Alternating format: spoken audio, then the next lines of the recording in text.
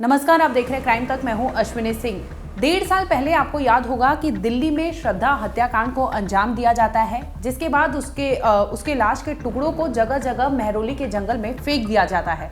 ये कांड करने वाला कोई और नहीं होता बल्कि श्रद्धा का ही लिव इन पार्टनर यानी आफ्ताब होता है, जो अपनी ही गर्लफ्रेंड को उसके घर में मौत के घाट उतार देता है, जिसके बाद उसकी बॉडी को कई टुकड़ों में काटता है और उस बॉडी के टुकड़ों को पार्ट पार्ट में कर वो अपने बैग में भरता है, जिसके बाद वो उसकी लाश को ठिकाने लगाता है। हालांकि इसके बाद हत्याकांड का खुलासा हुआ था, जिसके बाद लगातार पुलिस जांच कर रही थी और आफ्ताब को जल्द ही गिरफ्तार कर लेती है।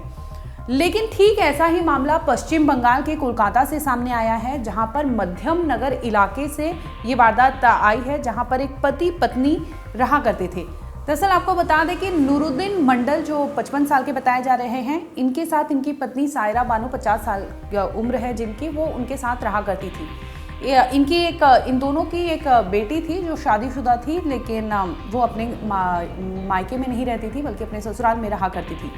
इसी दरमियान ये अगर हम बात करें तो शनिवार की बात है, तारीख थी 13 जनवरी की, जब नूरुद्दीन मंडल अपना पुलिस थाने पहुंचते हैं और पुलिस थाने में रिपोर्ट दर्ज करवाते हैं कि उनकी पत्नी जो है सायरा बानो वो मिसिंग है और उनका कोई अता पता नहीं है। जिसके बाद पुलिस उनका रिपोर्ट दर्ज कर लेती है और छानबीन करना शुरू कर देती है। इसी दरमियान अगले दिन यानी 14 तारीख होता है, रविवार का दिन होता है, जिसमें उसकी बेटी घर पर आती है। वो पूछती है कि आखिर माँ कहाँ है, जिस पर उनके पिता बोलते हैं कि वो गुमशुदा है, मुझे पता नहीं है। जिसके बाद बेटी का नज़र उस पास में पड़े मोबाइल पर पड़ता है। जब लड़की वो मोबाइल देखती है तो उसे पता होता है कि वो मोबाइल उसकी माँ यानी सायरा बानो की है। इसके साथ ही उसकी नज़र जब मोबाइल में वो देखती है तो वहाँ खून के धब्बे उसे छींटे दिखाई देते हैं। जिसके बाद उसे कुछ डाउट होता है। वो पूछती है अपने पिता से कि आखिर ये खून के धब्बे माँ के मोबाइल पे कैसे हैं।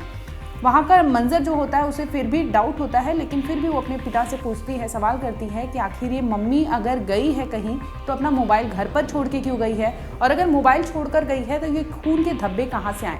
इस पर पिता पहले तो कुछ नहीं बोलता, टाल मटोल करता है, लेकिन कुछ ही समय में वो अपनी बेटी को धमकी देने लगता है, डराने धमकाने लगता है। जिसके बाद बेटी समझ जाती है कि मामला कुछ गड़बड़ है।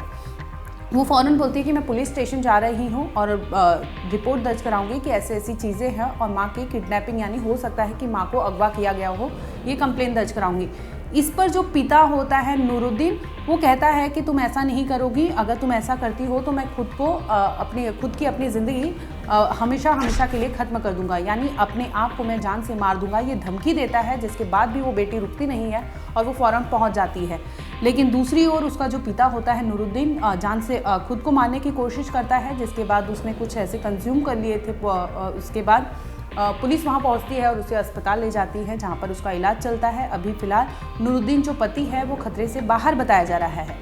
हालांकि पुलिस जब पूछताछ करती है तो नूरुद्दीन के स्टेटमेंट बार बार बदलते रहते हैं, जिसके बाद पुलिस को भी डाउट होता है। लेकिन जब अगले दिन उसकी बेटी पहुंचती और कहती है कि उसकी मां का मोबाइल मिला है और मोबाइल पर कुछ खून के छींटे हैं, जिसके बाद पुलिस छानबीन करने लगती है। और वहीं दूसरी ओर पुलिस अस्पताल पहुंच जाती है 15 तारीख को और नूरुद्दीन से स्टेटमेंट मांगती है, पूछताछ करती है और सख्ती से पूछताछ करती है कि आखिर अगर तुम्हारी बीवी घर से गायब है तो ये मोबाइल फ़ोन वो क्यों छोड़ के गई, ऐसा पहले कभी किया है। तो इस पर वो पहले तो नहीं बताता, पुलिस को कुछ भी चीज़ें नहीं बताता, लेकिन जल्दी वो अपनी पूरा राज बताता है कि आखिर उसने क्यों ऐसा किया और उसकी बीवी कहाँ है। जब पुलिस के सामने ये सच सामने आता है, पुलिस भी सुनकर दंग रह जाती है कि आखिर कैसे कोई शख्स ऐसे अपनी ही पत्नी को मौत के घाट उतार देता है। दरअसल नूरुद्दीन जो है ना, वो अपनी पत्नी सायरा बानो से प्यार तो करता था, लेकिन उनके घर पे झगड़े विवाद ये सब हुआ करते थे। इसी बीच एक ज़मीन थी, इनकी प्रॉपर्टी को लेकर कुछ डिस्प्यूट था। जिसके बाद नूरुद्दीन अपनी पत्नी को बोलता है सायरा को कि तुम ये ज़मीन मेरे नाम कर दो। वो प्रॉपर्टी जितनी भी प्रॉपर्टी थी कुछ तो वो उसकी पत्नी के नाम पर था और नूरुद्दीन चाहता था कि उसकी पत्नी ये सारी प्रॉपर्टी उसके नाम पर कर दे, यानी नूरुद्दीन के नाम पर कर दे।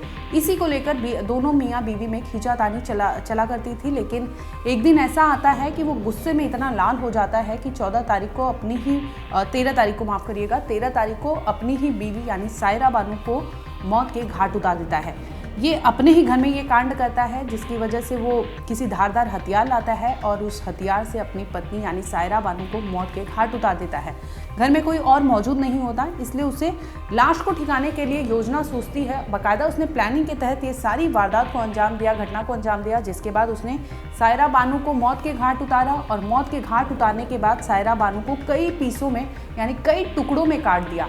एक दो नहीं बल्कि उसने 6 टुकड़े किए थे, जिसके बाद उसने बाकायदा जूट का बैग लाया और जूट के बैग में जितने भी सायरा बानू के पार्ट्स थे बॉडी के, धीरे धीरे वो उस जूट के बैग में उसे पैक करता है, रैप करता है, जिसके बाद वो नज़दीकी नहर होता है उसके गांव के बगल में ही, वो वहाँ जाता है और लाश को धीरे धीरे करके ठिकाने लगा देता है। वो दरअसल बता दें कि उसने बताया कि उसने अपनी बीवी सायरा बानू को 6 टुकड़ों में काटा था, जिसके बाद उसने जूट के बैग में उसकी बीवी के टुकड़ों को भरा और जाके नोइया कैनल है बगल में, वहाँ जाकर उसने बॉडी को डंप कर दिया था।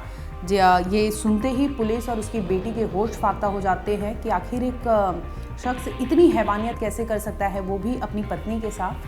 हालांकि पुलिस में कई ऐसे केस दर्ज होते हैं, लेकिन फिर भी अगर बॉडी को काटा जाए तो ठीक, आपने देखा होगा कि श्रद्धा केस में भी ऐसा ही हुआ था, जिसमें उसने अपनी ही लिव इन पार्टनर को कई टुकड़ों में काटा था। और पश्चिम बंगाल से ये भी खबर जो सामने आई है, इसमें भी है कि अपनी पत्नी यानी सायरा बानू को वो 6 से ज़्यादा टुकड़ों में काटता है, जिसके बाद उसकी बॉडी को डंप कर देता है नोइया कैनल में।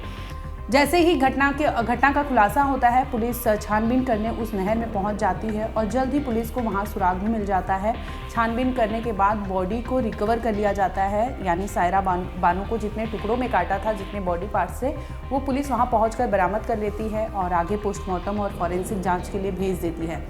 फिलहाल आरोपी नूरुद्दीन से पुलिस पूछताछ कर रही है और उसे अरेस्ट कर ली है, लेकिन ये पहला मामला नहीं है। आपने देखा होगा कि श्रद्धा हत्याकांड में भी आफ्ताब ने ऐसे ही किया था कि अपनी ही लिव इन पार्टनर को टुकड़ों में काटा था। इसके बाद हमने मुंबई से भी एक केस आया था, जहाँ पर वहाँ भी अपनी लिव इन पार्टनर को टुकड़ों में काट कर बॉडी को डंप किया गया था।